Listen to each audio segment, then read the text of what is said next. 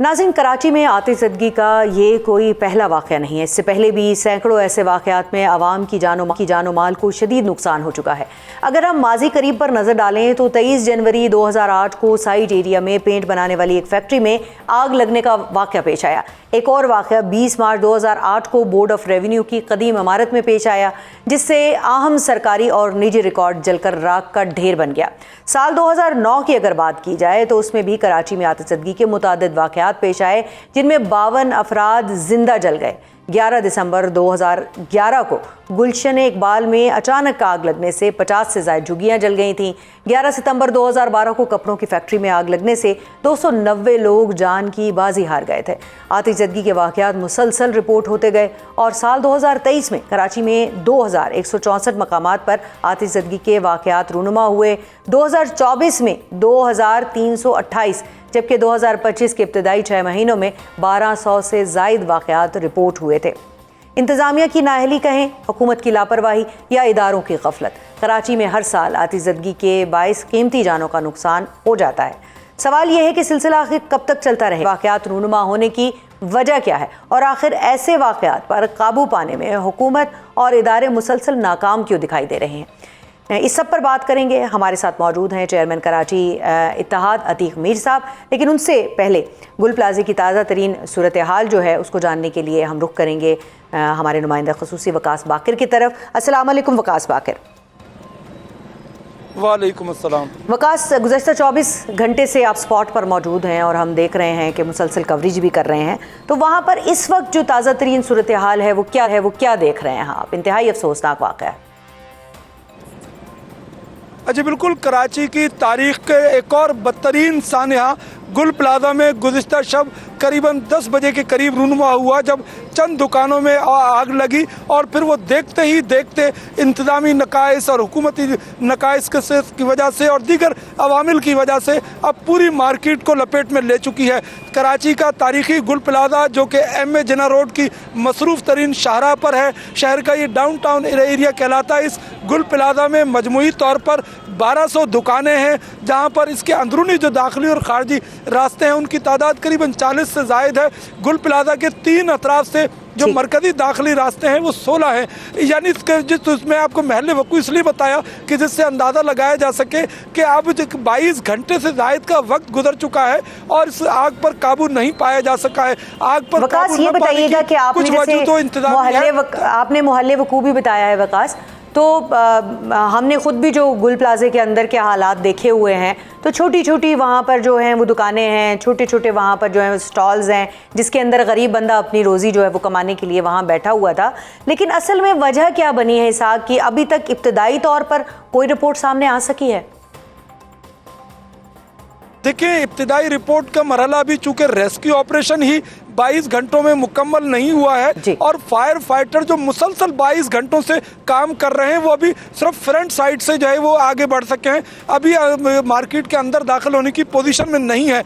इस वक्त 22 घंटों से यहाँ पर रेस्क्यू ऑपरेशन जारी है, जिसमें तमाम विफाकी और सूबाई इदारों के से जो फायर फाइटर्स हैं वो काम कर रहे हैं। मसला इस वक्त जो चैलेंज जो दरपेश है वो ये है कि यहाँ पर गुल प्लाजा में जो सामान की खरीदो फरोख्त जो यहाँ पर रखा हुआ था इन 1200 दुकानों में, वो उनमें ऐसा सामान था जिनमें परफ्यूम, कॉस्मेटिक, क्रॉकरी, प्लास्टिक के आइटम, बच्चों के खिलौने, लगेज का सामान जो कि आग फैलने का सबब बनते हैं।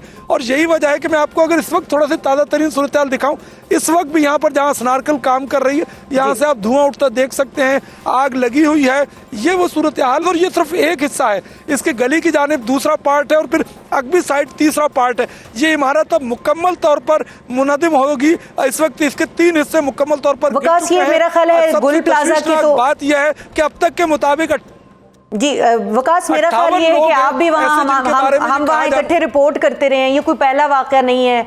गुल प्लाजा की अगर बात की जाए तो वहाँ पर हर साल छोटे बड़े वाक़यात इस तरह के पेश आते रहते हैं, लेकिन वहाँ पर जो एहतियाती तदाबीर इख्तियार करनी चाहिए जो ज़रूरी हैं वो जो है उस तरफ कोई ज़ोर नहीं देता, उसकी भी बदइंतज़ामी एक हम देखते रहे हैं। हमारे साथ इस वक्त अतीक मीर साहब भी हैं, आप हमारे साथ ही मौजूद रहिएगा वकास बाकिर। हम अतीक मीर साहब को भी गुफ्तगू में शामिल करते हैं। अतीक मीर साहब चेयरमैन कराची ताजिर इत्तेहाद हैं। अस्सलाम वालेकुम अतीक साहब। वालेकुम अस्सलाम।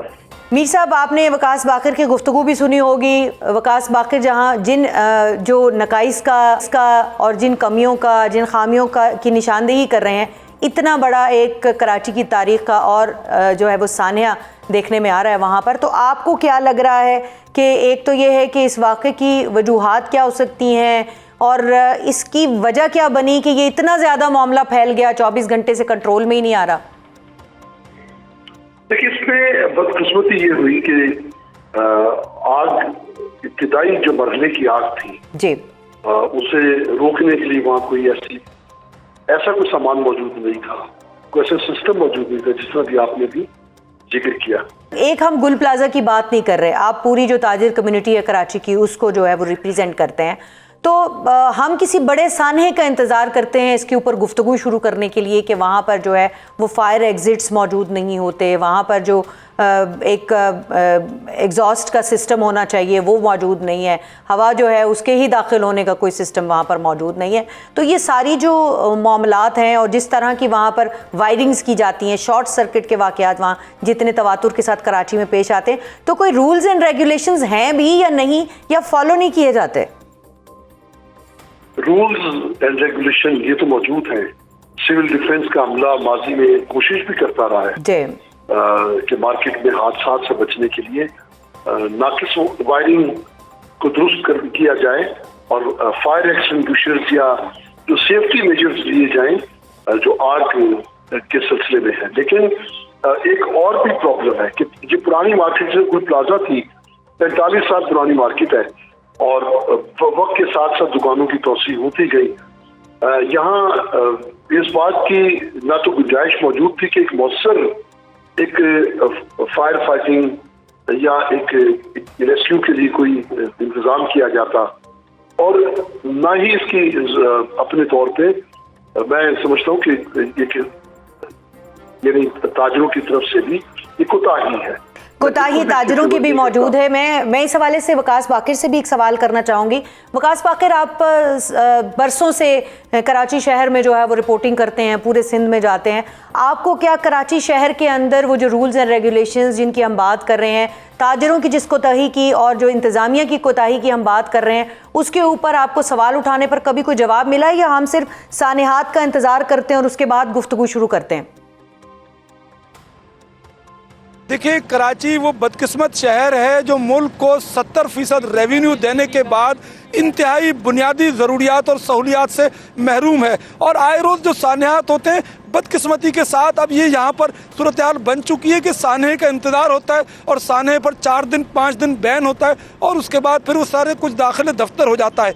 अब सूबाई हुकूमत के चीफ एग्जीक्यूटिव से लेकर विफाकी हुकूमत के किसी भी जिम्मेदार से लेकर एक आम शहरी तक हर फर्द सिंध का जिम्मेदार है, हर फर्द जिम्मेदार है। आप ये बताइए कि अगर सिंध बिल्डिंग कंट्रोल अथॉरिटी, चूँकि वो उसकी बिल्डिंग बायलॉज पर अमल दरामद न कराने की जिम्मेदार ज़रूर है, क्या किसी घर के अंदर, रिहायशी या तिजारती मकान के अंदर, दुकान के अंदर, मार्केट के अंदर कोई अगर बिल्डिंग बायलॉज की पाबंदी नहीं कर रहा, शॉर्ट सर्किट की असबाब खुद क्रिएट कर रहा है, तो उसको आखिरकार कितने लोगों को रोका जाएगा? कराची में एक गुल प्लाजा नहीं है, ऐसे हज़ारों गुल प्लाजा मौजूद हैं जो तबाही के दाने पर और सान्हे के मुंतज़िर हैं, जहाँ पर खुद हम शहरियों ने, दुकानदारों ने, आम अफराद ने जगह घेरी हुई है, गैर कानूनी रास्ते बनाए हुए हैं, उस पर रुकावटें खड़ी हुई हैं, एमरजेंसी एग्जिट कहीं नहीं है, कहीं आग बुझाने के हालात नहीं है, हत्ता कि कोई आग बुझाने की तरबियत लेने का रवादार नहीं है। हुकूमत की नाअहली, हुकूमत की इंतजामी नकाइस, मुकम्मल तौर पर उसकी हुकूमत जिम्मेदार है और उसको जवाब देना चाहिए और आवाम उससे जवाब लेंगे भी सही। लेकिन जहाँ पर हम सब की कोताही है, जहाँ पे ताजिर बरादरी को खुद भी तो अपनी सेफ्टी करनी चाहिए। जाहिर है वहाँ पर हज़ारों लोग जो हैं वो कारोबार कर रहे हैं।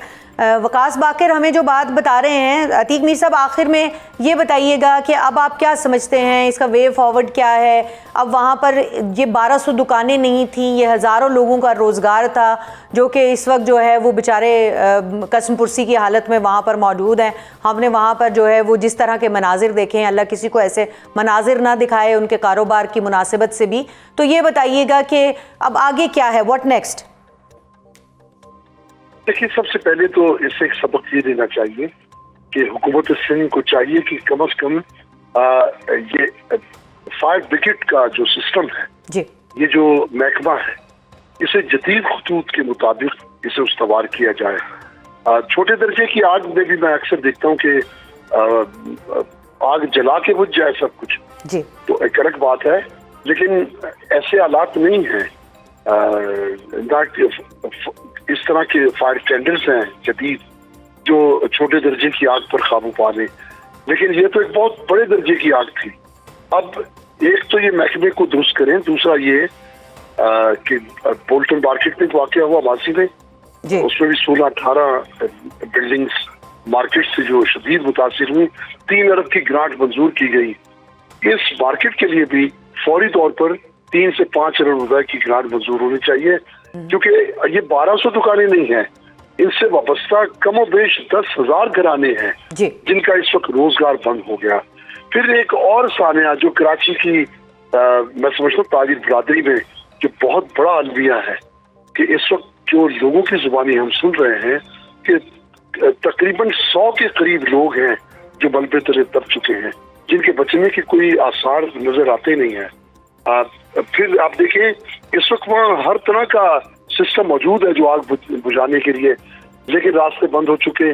बेबसी देखिए कि अब कब ये कूल होगा ये मलबा, फिर कूल होने के बाद मलबा उठाया जाएगा, फिर वो लाशें बाहर निकाली जाएंगी।